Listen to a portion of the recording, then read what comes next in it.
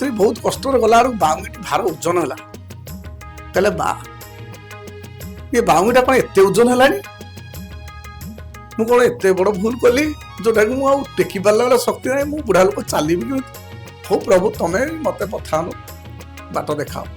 ଏଇ କଥା କହି କହି ପ୍ରଭୁ ଆଗୁକା ଚାଲିଲା ପରେ ସେ ଟାଇମରେ ପ୍ରଭୁ ଅନେକ ବର୍ଷା ବାତ୍ୟା ପବନ କରିଲେ।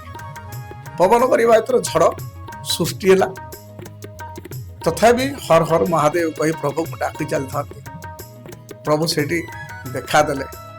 ମା ପାର୍ବତୀ ଶିବଙ୍କୁ ପଚାରିଲେ, ଏ ଝଡ଼ ବାତ୍ୟା ଭିତରେ ବି ତମର ଭକ୍ତ କେତେ ଦୃଢ଼ତା ସହିତରେ ମନରେ ସ୍ୱଚ୍ଛନ୍ଦ ଥାଇ ମନରେ ଆବିଳତା କିଛି ନ ରଖି ହର ହର ମହାଦେବ କହି ମନ ଭିତରେ ପାପ ନ ରଖି ତମ ପାଣି ଆଣିକି ଶିବଙ୍କ ମନ୍ଦିର ପାଖାପାଖି ପହଞ୍ଚିଲାଣି। ଆଉ କେତେ ପରୀକ୍ଷା